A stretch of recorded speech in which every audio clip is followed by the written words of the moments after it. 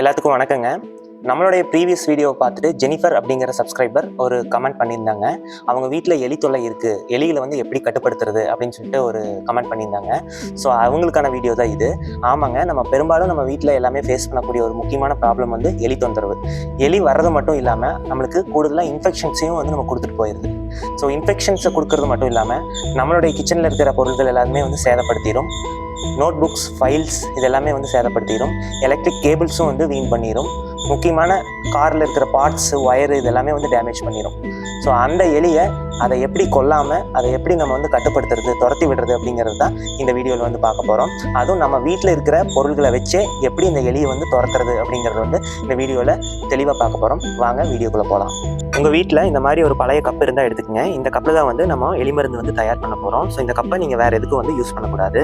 கோதுமை மாவு இருக்குது அப்படின்னா கோதுமை மாவு வந்து எடுத்துக்கங்க. 2 டேபிள் ஸ்பூன் கோதுமை மாவு வந்து நான் எடுத்திருக்கேன். அதை வந்து இதில் போட்டுடலாம். மிளகாய் தூள் வந்து எடுத்துக்கங்க. இந்த மிளகாய் தூளை வந்து நம்ம இதில் வந்து மிக்ஸ் பண்ண போகிறோம். சும்மா 1 டேபிள் ஸ்பூன் அளவு போட்டால் போதும். ஷாம்பு இருக்குது அப்படின்னா ஷாம்பு வந்து எடுத்துக்கோங்க. ஏதோ ஒரு ஷாம்பு எடுத்துகிட்டா போதும். நான் வந்து கிளியர் ஷாம்பு வந்து எடுத்துருக்கேன். யூஸ்வலாக ஷாம்பு வந்து நம்ம எக்ஸ்டர்னல் பர்பஸ்க்காக தான் நம்ம யூஸ் பண்ணுவோம்.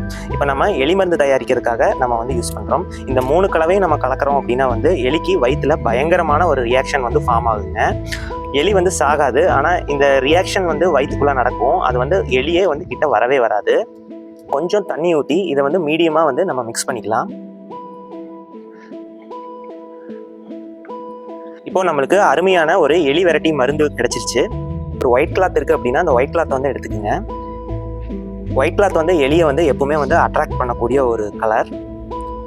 இந்த ஒயிட் கிளாத்தில் நம்ம கலக்கி வச்ச இந்த மிக்சிங்கை வந்து நம்ம ஒரு பழைய ப்ரஷ் எடுத்து நம்ம தேய்ச்சி விட்டுடலாம்.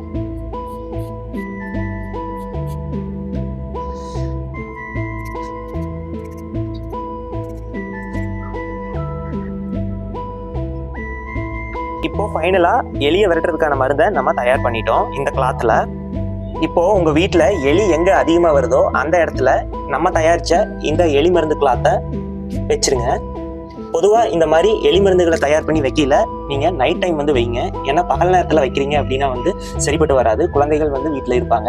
மெயினாக வந்து குழந்தைகளோட கைக்கு எட்டாத வகையில் வந்து இதை வந்து வச்சுக்குங்க. இது மேலே ஒரு கண்ணு வந்து வச்சுக்கோங்க. இப்போ எலி வந்து இதை மோந்து பார்க்குது அப்படின்னா வந்து இதை வந்து லைட்டாக டேஸ்ட் பண்ணும்.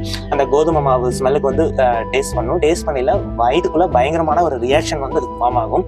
எலி வந்து சாகாதுங்க. உங்கள் வீட்டை விட்டே ஓடி போயிடும். மறுபடியும் நீங்கள் உங்கள் வீட்டு பக்கமே வந்து வராது. வீடியோவை ஃபுல்லாக பார்த்துருப்பீங்கன்னு நினைக்கிறேன். கண்டிப்பாக இந்த மெத்தட் வந்து ட்ரை பண்ணி பாருங்கள். எலி தொல்லை சுத்தமாகவே இருக்காது. ஏன்னா எங்கள் வீட்லேயும் எலி தொல்லை இதே மாதிரி இருந்துச்சு. நான் இந்த மெத்தட் ட்ரை பண்ணங்காட்டி எலி தொல்லை வந்து சுத்தமாகவே இல்லைங்க. நம்ம சேனலை நீங்கள் இன்னும் சப்ஸ்கிரைப் பண்ணாமல் பார்த்துருக்கீங்க அப்படின்னா வந்து ஒரு சப்ஸ்கிரைப் பண்ணி எனக்கு சப்போர்ட் பண்ணுங்கள். ரொம்ப ஹெல்ப்ஃபுல்லாக இருக்கும். வேற ஒரு வீடியோவில் சந்திக்கலாங்க. நன்றி, வணக்கம்.